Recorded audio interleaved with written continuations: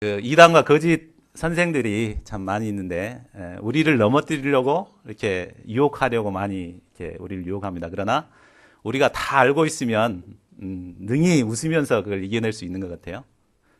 오늘 말씀도 이제 거짓 선생들, 이단들이 어떻게 우리를 유혹하는가, 또 말세에 어떤 일들이 일어나게 되는가 우리가 배우게 되는데 우리가 잘 이렇게 알아서 말세를 살아가는 지혜를 덧입어야 되겠습니다. 예, 요절 말씀 베드로후서 3장 10절 말씀입니다. 같이 읽겠습니다. 시작. 그러나 주의 날이 도둑같이 오리니 그 날에는 하늘이 큰 소리로 떠나가고 물질이 뜨거운 불에 풀어지고 땅과 그 중에 있는 모든 일이 드러나리로다. 지난 강의에서 베드로 사도는 우리 신자들이 예수님을 알므로 그 받은 축복이 얼마나 크고 놀라운가를 가르쳐 주었습니다. 또한 이런 축복을 받은 우리가 이 땅에서 힘써 해야 할 일이 무엇인가를 가르쳐 주었습니다. 보배롭고 지극히 큰 약속을 받은 신자들은 이 땅에서 신성한 성품을 덧입기 위해 믿음 위에 7가지의 거룩한 성품을 더해가기 위해 힘써야 합니다. 또한 하나님의 부르심과 택하심을 굳게 하여 장차 예수 그리스도의 영원한 나라에 넉넉히 들어가야 합니다. 그런데 문제는 우리를 하나님의 부르심과 택하심을 굳게 하지 못하도록 유혹하는 거짓 선생들의 유혹이 있다는 것입니다. 이들의 유혹은 너무 매혹적이기 때문에 많은 신자들이 그들에게 미혹되어 멸망의 길을 향해 가고 있습니다. 사도 베드로는 이런 성도들에게 거짓 선생들의 문제가 무엇이며 또 그 결국이 어떻게 될 것인가를 경고하고 있습니다. 또한 말세를 살아가는 성도들이 가져야 할 자세가 어떠해야 하는가를 가르쳐주고 있습니다. 오늘 말씀을 통해 이 시대를 분별하고 거짓 선생들의 유혹을 물리치는 지혜로운 자들이 되어야겠습니다. 그래야 마지막 심판의 날을 넉넉히 이기고 새 하늘과 새 땅에 들어가는 저희 모두가 될 수 있기를 기도합니다. 제1부 거짓 선생들의 특징과 하나님의 심판 2장 1절에서 22절 말씀입니다. 베드로 사도는 지난 1강에서 구약 성경인 예언의 말씀이 어둠을 밝히는 등불이 된다고 하였습니다. 기억하시죠? 이제 베드로는 이 성경을 기초로 거짓 선생들의 정체를 밝히 드러내고자 합니다. 1절을 보십시오. 성경을 보면 이스라엘 백성 가운데서 거짓 선지자들이 일어났습니다. 그들은 하나님의 백성을 미혹하게 하여 진리에서 벗어나 멸망에 이르도록 유혹하였습니다. 이와 마찬가지로 성도들 중에도 거짓 선생들이 일어난다는 것입니다. 베드로는 있으리라 하는 말로 성도들이 있는 곳에는 반드시 거짓 선생들이 있게 될 것을 경고하고 있습니다. 거짓 선생들은 초대교회 이후 지금까지, 아니 예수님이 재림하실 때까지 계속해서 성도들에게 나타나게 될 것입니다. 그러므로 오늘날 이단이 활개를 치는 것에 대해서 이상하게 생각할 필요가 전혀 없습니다. 여기서 잠깐 요즘 어떤 이단들이 활동을 하고 있는지 영상을 통해서 잠깐 보겠습니다.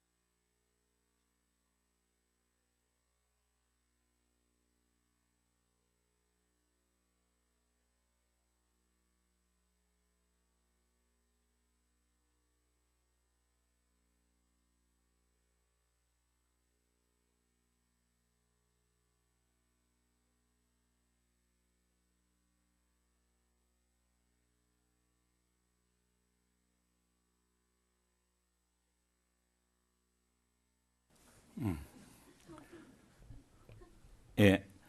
이단들이 이렇게 왕성한 활동을 하고 있지만 이상하게 생각할 일이 전혀 아닙니다. 그러죠? 당연히 있어야 될 일입니다. 다만 우리는 말씀의 기초에서 이들을 분명하게 분별하고 경계하면 되는 것입니다. 그러면 거짓 선생들의 특징이 무엇입니까? 첫째로 그들은 멸망할 이단을 가만히 끌어들입니다. 이단이란 원문에 보면 의견, 견해라는 뜻으로 쓰여 있습니다. 고전 헬라어에서는 다른 견해를 말하는 철학 학파를 의미하기도 했습니다. 자기 나름대로의 견해를 제시하는 것이 나쁠 것이 없을 것 같습니다. 그런데 문제는 그 견해가 멸망에 이르게 하는 것이라는데 문제가 있는 것입니다. 이단들의 대부분의 주장은 예수님께서 구속 역사를 이루실 때 십자가를 지시고 돌아가셨죠. 바로 그것을 구속 역사의 실패라고 말합니다. 그리고 자신이 그걸 대신해서 이제 하러 왔다 이렇게 이제 자기 주장을 펼치죠. 대부분 이단들이 그렇게 얘기를 합니다. 그것뿐만 아니라 요즘은 뉴에이지 운동이나 또 물질 만능주의, 종교 다원주의, 자유주의 신학과 같은 사상들이 우리를 진리에서 벗어나 멸망에 이르도록 유혹하는 이단 사상들입니다. 거짓 선생들은 이런 이단 사상을 가만히 끌어들입니다. 여기서 가만히 끌어들인다는 것은 아무도 모르게 비밀리에 공동체에 퍼뜨리는 것을 말합니다. 거짓 선생들은 특히 마음의 상처를 받고 마음의 쓴뿌리를 품고 있는 자들을 아주 귀신같이 알아내고 친구처럼 가만히 다가와서 아무도 모르게 비밀리에 이단 사상을 심습니다. 둘째로 자기들을 사신 그리스도를 부인합니다. 뭐라고요? 사신이 뭔 말이죠? 핏값을 주고 샀다는 얘기죠. 그러니까 핏값을 주고 구원하신 그리스도를 부인하도록 합니다. 이단에 빠진 자들은 대부분 예수님을 몰랐던 사람들이 아닙니다. 예수님을 모르는 자들은 이단들이 미혹할 수도 없고 이단에 넘어갈 수도 없습니다.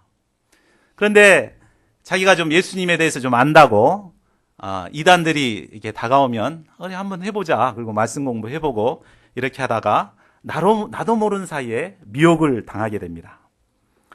그리고 이단이 주는 거짓 사상에 한번 사로잡히게 되면 결국 우리는 십자가의 보배 피를 흘리심으로 값주고 사신 그리스도까지 부인하는 죄를 범하게 됩니다. 정말 무서운 것입니다. 그 미혹의 사단 영이라는 게 분명하게 있거든요. 그래서 그냥 이 얘기를 하고 이렇게 쭉 이렇게 그 공부하고 이렇게 하다 보면 나도 모르는 사이에 미혹이 돼 버려요. 그래서 결국은 그리스도까지 부인하는 이단에 빠지게 되는 것입니다. 그래서 이단에 빠진 사람들을 보면 교회 집사들도 있고 장로들도 있고 심지어는 목사들까지 있는 것을 보게 됩니다. 그러므로 우리가 구원을 받았다고 또 성경에 대해서 좀 안다고 해서 함부로 이단들과 공부를 하거나 이렇게 해서는 안 되겠습니다. 셋째로 그들은 성적으로 문란합니다. 호색한다는 것은 반복적으로 음란을 추구하는 것을 말합니다. 가나안 이방신을 섬기는 자들은 풍요를 기원하며 제사를 지낸 후 우상 앞에서 음란한 성행위를 하였습니다. 이런 정욕은 끌어당기는 힘이 있어서 많은 이스라엘 백성들을 멸망으로 이끌었습니다. 오늘날도 이런 정욕을 미끼로 젊은이들을 유혹하는 이단이 많습니다. 아까 JMS가 나왔는데 JMS는 그냥 그 전부 쭉쭉빵빵 늘씬한 그 미인들을 이렇게 데리고 다닙니다. 정명석이가 가는 곳에는 항상 이렇게 미녀들이 이렇게 구름대처럼 이렇게 몰려다니죠.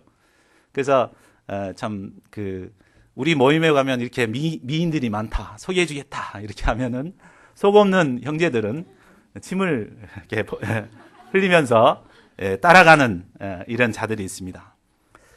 이로 말미암아 진리의 도가 해방을 받습니다. 또 넷째로 그들은 탐심이 가득합니다. 탐심이란 물질을 탐하는 마음입니다. 이단의 교주들은 이단 사상만 가르치는 것 같지만 그 이면에는 반드시 탐심이 도사리고 있습니다. 처음에는 이단 교리를 가르치는데 많은 시간과 열정을 쏟게 합니다. 얼마나 열심히 이렇게 공부를 시킵니까? 신천지 같은 경우는 뭐 일주일에 서너 번씩 이렇게 아주 열심히 트레이닝을 시키죠. 거의 매일 이렇게 성경 공부를 하도록 이렇게 합니다. 근데 이제 일단 이단 교리에 미혹되고 난 후에는 시간과 물질, 또 가족, 인간관계 등 모든 것을 희생하도록 요구합니다. 이로 인해 재산을 뺏기고 폐인이 되고 가정이 파탄난 사람들이 얼마나 많습니까? 그런데도 교주를 비롯한 몇몇 사람들은 이들의 물질로 인해서 엄청난 부를 누리고 있습니다. 이런 자들은 종교를 미끼로 부를 채우는 악덕 사기꾼들입니다. 그들은 이 세상에서 원하는 부를 얻을 수 있을지는 모르지만 그 결국은 심판이요 멸망입니다. 그들은 반드시 심판을 받고 멸망에 이르게 될 것입니다. 사도 베드로는 거짓 선생들에 대한 하나님의 심판이 필연적인 일임을 설명하기 위해 세 가지 예를 들고 있습니다. 첫째 예는 하나님은 범죄한 천사를 용서하지 않으셨다는 것입니다. 4절입니다. 천사들은 인간들과 달리 영적인 존재로서 하나님을 가장 가까이에서 섬기는 특권을 받은 자들이었습니다. 그런데 일부의 천사들이 교만에 빠져서 자신들의 지위를 떠나 하나님과 같이 되고자 쿠데타를 일으켰습니다. 계명성이라고 루시퍼라고 그러죠. 에스겔서 28장에 보면 잘 나와 있습니다. 공의로우신 하나님은 이런 범죄한 천사들을 용서치 아니하시고 지옥에 던져 최후 심판 때까지 지키게 하셨습니다. 하나님은 자신을 가장 가까이에서 섬겼던 최측근 천사라도 범죄했을 때 용서치 않으셨습니다.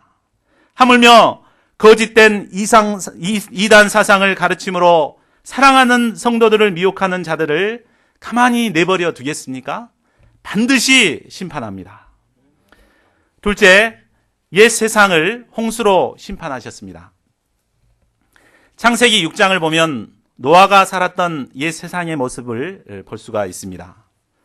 그 시대는 가장 먼저 성서적 결혼관이 파괴되어서 셋의 후예들이 가인의 딸들의 외모에 넋을 잃고 좋아하는 모든 자로 아내를 삼았습니다. 이처럼 성서적 결혼관이 파괴되니까 그들의 삶이 완전히 육체로 전락하게 되어버리죠. 그래서 하나님의 영은 더 이상 그들에게 머무르지 않고 그들은 육신의 삶만을 살았습니다.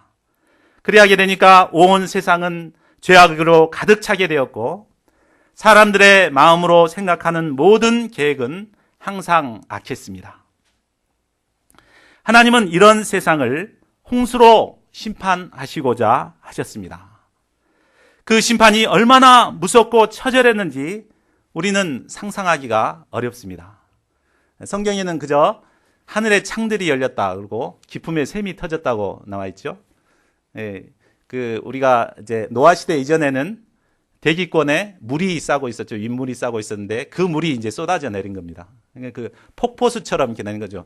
비가 많이 오는 정도가 아니라 아주 폭포수처럼 물이 쏟아졌고 그 기품의 샘들이 터져가지고 대대적인 지각 변동이 이제 일어났습니다. 그래서 그 전에는 육지가 하나였는데 지각 변동으로 해서 5대양 6대주로 나누어지게 되고 바다가 이렇게 솟구치고 산이 꺼지고 이런 일들이 일어났습니다. 아주 그냥 온통 뒤죽박죽되는 이런 심판이었죠. 그러나 이런 무서운 심판 가운데서도 하나님께서는 오직 의를 전파하는 노아와 그 7 식구들은 안전하게 보호해 주셨습니다. 셋째로 소돔과 고모라 성을 심판하셨습니다.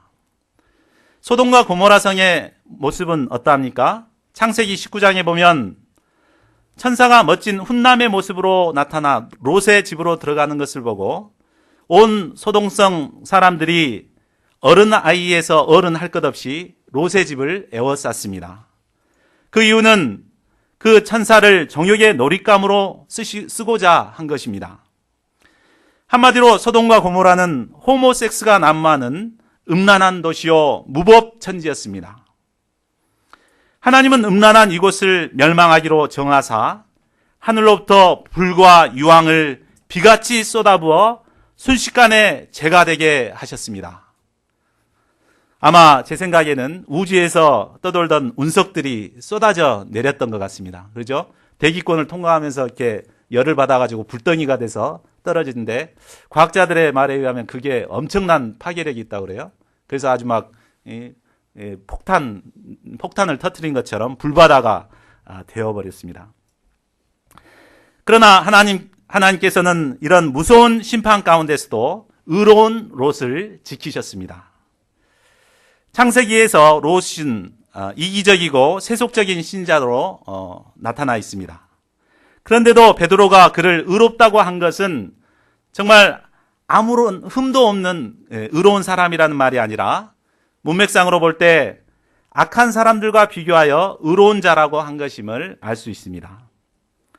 롯이 심판의 순간에 구원을 받을 수 있었던 하나의 꼬투리는 악의 구렁텅이 속에서도 죄악에 빠져들지 않고자 몸부림쳤던 그의 상한 마음과 내면의 고통이었습니다.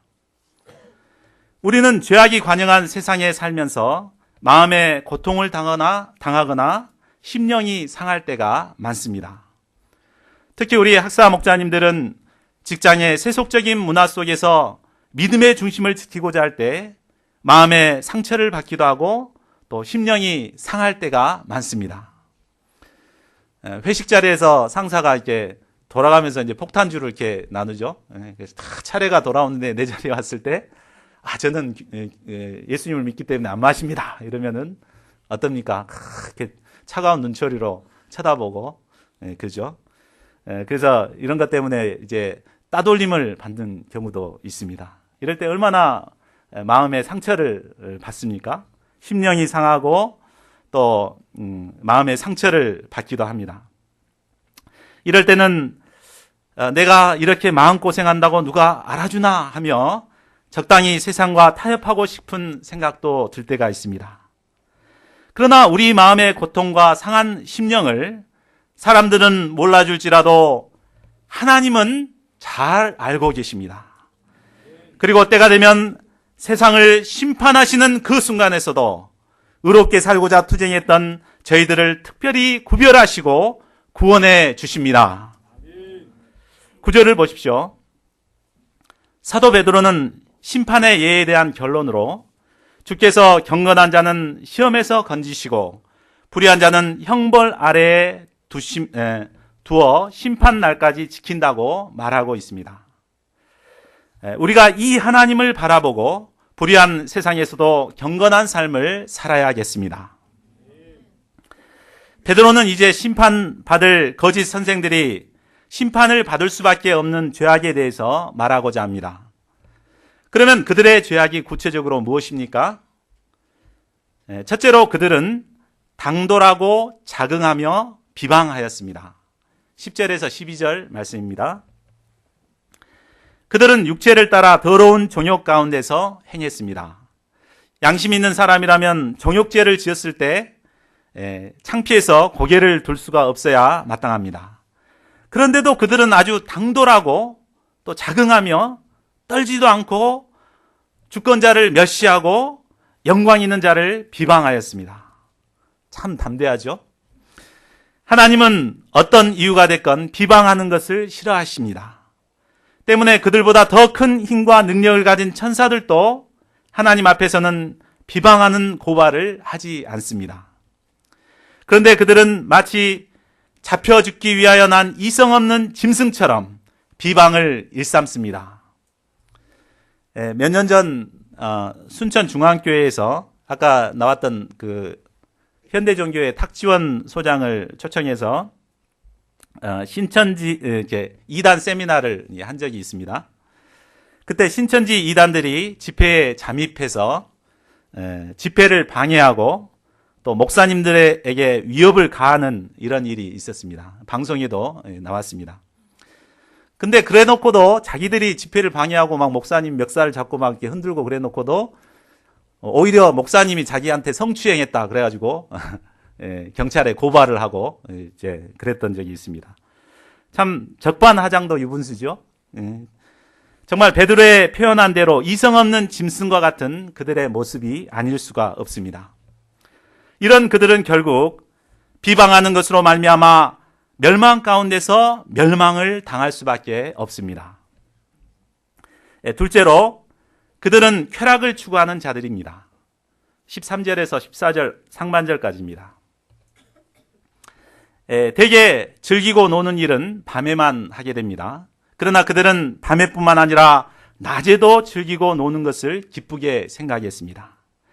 그들의 이러한 삶의 모습은 점과 흠처럼 악영향이 되었습니다. 그들은 성도들과의 연애에 가만히 들어와 속임수로 즐기며 놀았습니다. 아마 예배 후 성만찬을 할 때 거기에 쫙 잠입해가지고 부어라 마셔라 하면서 술에 취해 놀았던 것 같습니다. 그리고 음심이 가득한 눈을 가지고 마음으로 음란의 죄를 지을 뿐만 아니라 실제적으로 범죄하기를 쉬지 않았습니다. 그들은 음란한 눈으로 성도들을 살피다가 굳세지 못한 연약한 영혼이 발견되면 마치 늑대가 양을 사냥하듯이 유혹하여 죄에 빠지게 했습니다. 셋째로 그들은 탐욕을 쫓는 자들입니다. 14절 하반절에서 16절 말씀입니다. 탐욕으로 연단되었다는 말은 탐욕이 잘 훈련되어서 너무나 자연스럽고 생활화된 것을 말합니다. 이들은 탐욕이 연단되었기 때문에 어떤 양심의 가책이나 꺼리낌이 없이 아주 자연스럽게 탐욕을 부립니다. 거짓 선생들은 탐욕으로 바른 길을 떠나 미혹되어 발람의 길을 따르는 자들입니다. 민수기 22장에 보면 발람은 이스라엘을 저주하라는 발락의 초청을 받고 처음에는 가지 않겠다고 그래놓고 두 번째 이렇게 부탁을 하니까 하나님의 뜻이 뭔지를 잘 알면서도 하나님께 기도하죠. 그러니까 하나님께서는 그것을 허락을 해주십니다. 그러나 하나님께서는 그의 탐심을 이렇게 미워하셔서 사자를 보내가지고 그를 치게 하시죠. 그래서 사자가 그가 가는 길에 서서 칼을 빼들고 있었습니다. 그때 그 사람은 탐심의 눈이 가려서 그걸 보지 못했지만 누가 봤죠? 타고 있던 나귀가 봤습니다. 그래서 나귀가 못 가게 하니까 막 때리고 나귀하고 막 실갱이를 하죠. 그러다가 나귀가 도저히 참다 못해서 입을 벌려서 이제 책망을 합니다. 그래서 나귀만 또 못한 사람이 돼버렸습니다. 그는 결국 나귀의 책망을 듣고서야 정신을 차리게 되었습니다. 17절을 보십시오. 베드로 사도는 거짓 선생들을 가리켜 물 없는 샘이요 광풍에 밀려가는 안개라고 말하고 있습니다. 그들은 물이 없는 샘처럼 겉모양은 그럴싸하지만 아무런 내용도 없고 기쁨과 만족을 줄 생명력이 없었습니다. 또한 광풍에 밀려가는 안개처럼 지금은 온 세상을 뒤덮는 영향력을 발휘하는 것 같지만 한순간에 사라져버릴 존재라는 것입니다. 이런 자들에게는 캄캄한 어둠이 예비되어 있습니다. 그들은 허탄한 자랑의 말을 토하며 이제 겨우 신앙생활을 출발하려는 자들을 음란과 정욕으로 유혹합니다. 그들에게 자유를 주겠다고 약속하지만 이는 새빨간 거짓말입니다. 그들 역시 죄를 범함으로 죄의 종노릇을 하고 있기 때문에 자유를 줄 아무런 능력도 없습니다. 오직 그들은 멸망의 종들일 뿐입니다. 그러므로 우리는 절대 거짓 선생들에게 속아 넘어가서는 안 되겠습니다. 20절에서 22절은 이 장의 결론이 되는 말씀입니다. 어떤 사람이 예수님을 알고 난 후 세상에 썩어질 것에서 벗어나 생명을 얻게 되었습니다. 그러나 만일 그가 유혹에 말려들어 세상으로 돌아가게 되면 나중 형편이 처음보다 더 심하게 됩니다. 이는 마치 더러운 귀신이 사람에게서 나가 물 없는 곳을 찾아다니며 방황하다가 다시 집에 돌아와 보니 집이 비고 소재되어 있자 이제는 전보다 더 악한 귀신 7을 데리고 와서 거하는 것과 같습니다. 이런 자들은 개가 토한 것을 도로 먹고 돼지가 깨끗이 씻은 후에 다시 더러운 구덩이에 도로 눕는 것과 같습니다. 돼지는 깨끗한 것을 부담스러워하고 더러운 것을 좋아하기 때문입니다. 우리가 이런 자들이 되어서는 안 되겠습니다. 이 말씀에서 볼 때 그리스도를 알고 깨끗게 된 자는 주님의 거룩한 명령의 말씀을 붙들고 성결한 생활을 하기에 힘써야 함을 배우게 됩니다. 그렇지 않으면 옛 생활로 돌아가 예수님을 알기 전보다 더 비참하게 되어버립니다. 제2부 주의 날이 도둑같이 오리니 3장 말씀입니다. 1절을 보십시오. 사도 베드로는 성도들에게 이 둘째 편지를 쓰는 목적이 무엇인가를 말하고 있습니다. 그 첫째는 성도들의 진실한 마음을 일깨워 생각나게 하기 위함이었습니다. 사람이 외적 내적 환난을 당하다 보면 처음 가졌던 순수한 마음을 잃어버리기가 쉽습니다. 그런데 베드로는 이 편지를 통해서 처음 예수님을 알므로 은혜와 평강을 누렸던 그 진실한 마음을 일깨우고자 했습니다. 또한 두 번째로 거룩한 선지자의 예언한 말씀과 사도를 통해 예수님께서 말씀하신 명령을 기억하게 하도록 하기 위함이었습니다. 이를 위해 베드로는 구약 말씀에 기초하여 거짓 선생들의 문제와 그들이 당할 심판에 대해 증거하였습니다. 그리고 이제 본격적으로 예언의 말씀에 기초하여 사도들을 통해 명하신 예수님의 명령에 대해 말하고자 합니다. 그런데 거기에 앞서 먼저 알아야 할 것이 있었습니다. 3, 4절을 보십시오. 그것은 말세에 조롱하는 자들이 나타나 정욕을 쫓아 행하며 예수님의 재림을 조롱한다는 것입니다. 그들이 정욕을 쫓아 행하는 이유는 예수님의 재림을 믿지 않기 때문입니다. 그러면서도 그들은 주의 강림하신다는 약속이 어디 있느냐 하며 조롱합니다.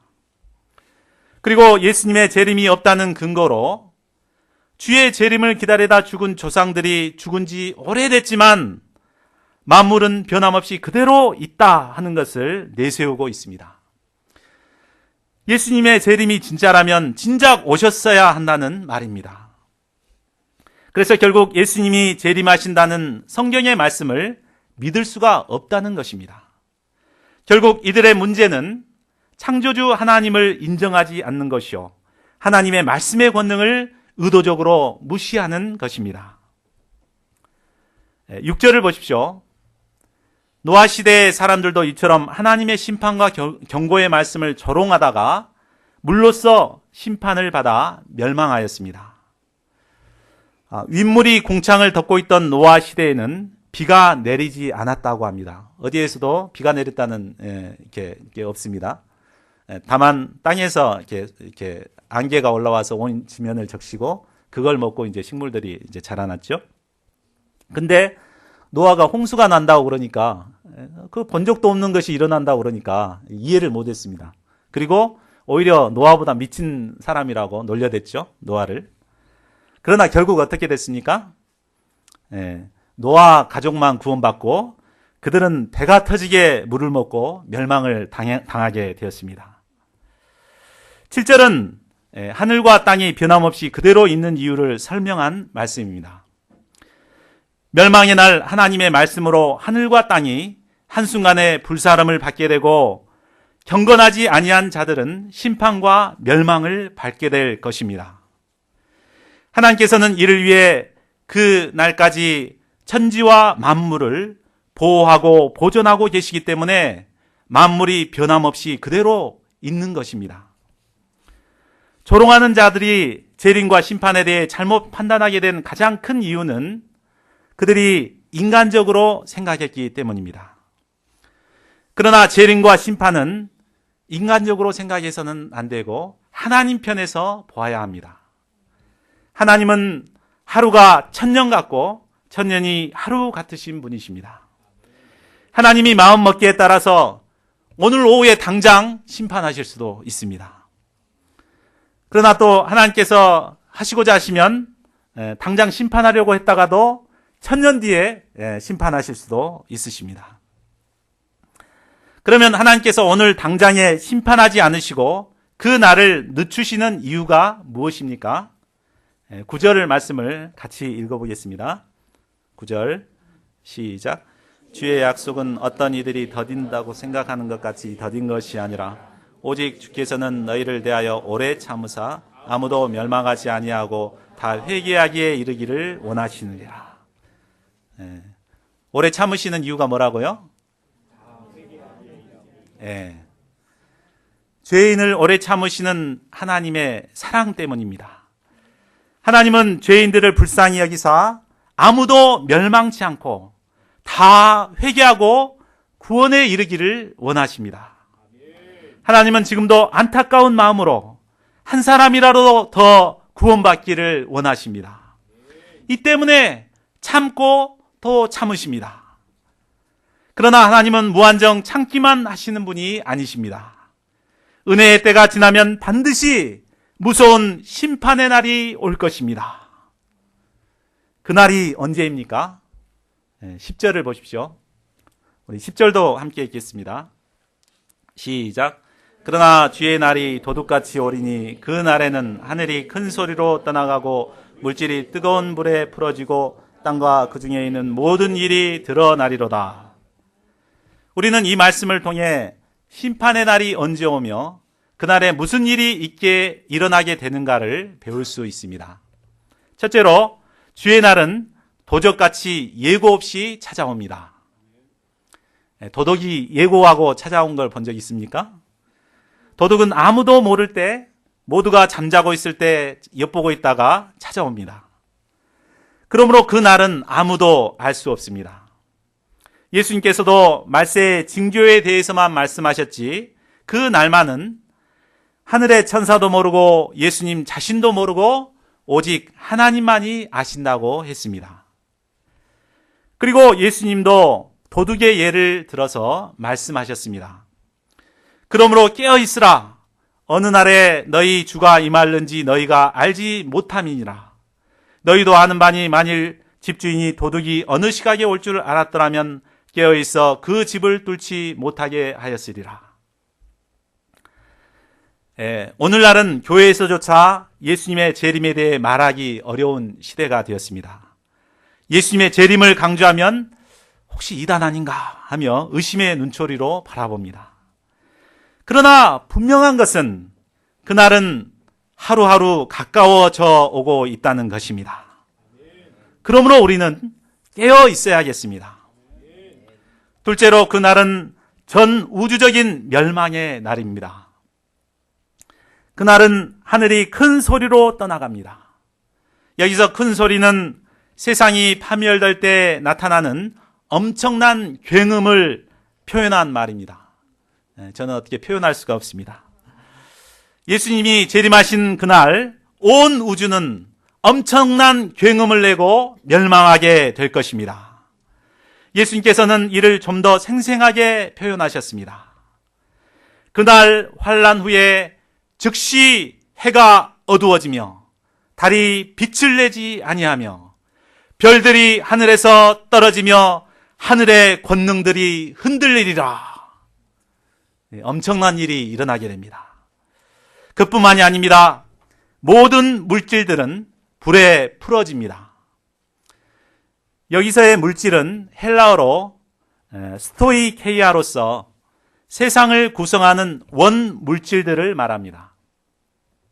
세상을 구성하는 모든 물질, 우리의 몸을 구성하는 모든 원소들 하나하나가 불에 풀어져 완전히 멸망에 이르게 됩니다. 그러나 물질은 탈지라도 우리의 영혼은 불타 없어지지 않습니다. 없어져 버리면 그냥 아무렇게나 살아도 되는데 몸은 없어져도 영혼은 살아서 하나님의 앞에서 심판을 받게 됩니다. 셋째로 은밀한 모든 일이 드러납니다. 그날에는 우리가 은밀한 곳에서 아무도 몰래 행했던 모든 일들이 밝히 드러나게 됩니다. 사람들은 은밀한 곳에서 은밀하게 지은 죄는 아무도 모를 것이라고 생각하고 아주 은밀하게 죄를 짓습니다. 그러나 우리의 생각까지도 감찰하시는 하나님께서는 이 모든 것을 천국산 블랙박스에 기록해 놓고 계십니다. 그리고 그날이 되면 심판대 앞에서 모든 것이 밝히 드러나게 됩니다. 고린도후서 5장 10절은 말하고 있습니다. 우리 함께 읽어보겠습니다. 시작.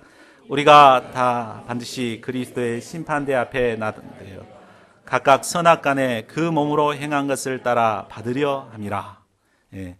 우리가 다 반드시 예외가 없습니다. 누구 목자 양이라고 해서 봐주지 않습니다. 또 적당히 신앙생활했다고 해서 적당히 봐주지 않습니다. 다 반드시 그 몸으로 행한 것을 드러내어 행한 것에 따라 철저하게 심판을 받게 됩니다. 그러면 마지막 불심판이 있다는 것을 아는 우리 신앙인들은 이 땅에서 어떤 삶을 살아야겠습니까? 재산 다 팔고 이제 어떻게 기도원으로 가야 됩니까? 첫째로 거룩한 행실과 경건한 삶을 살아야 합니다. 거룩한 행실이란 세상의 악에서 분리되어 하나님의 말씀에 따라 살아가는 삶을 말합니다. 또한 경건한 삶이란 하나님을 예배하며 하나님을 닮아가는 삶을 말합니다. 한마디로 세상과 구별된 거룩한 성도의 삶을 살라는 말입니다. 세상 것이 아무리 화려하고 행복을 줄 것 같아 보여도 그것은 결국 불에 타 없어질 것에 불과합니다. 우리가 이 하나님의 준엄한 심판을 의식할 때 영적으로 깨어 거룩한 성도의 삶을 살아갈 수가 있습니다. 둘째로 하나님의 날이 임하기를 바라보고 간절히 사모해야 합니다. 우리의 진정한 소망은 어디입니까? 바로 하나님 나라입니다. 땅에 있는 모든 것은 결국 불에 타서 사라지고 말기 때문에 그 어떤 것도 소망을 둘 수 없습니다. 우리가 진정으로 바라봐야 할 것은 새 하늘과 새 땅입니다. 그곳에서 우리는 사랑하는 예수님과 함께 영원토록 왕노릇하며 살아갈 것입니다. 그러면 새 하늘과 새 땅을 소망하는 자들은 이 땅에서 어떤 삶을 살아야 합니까?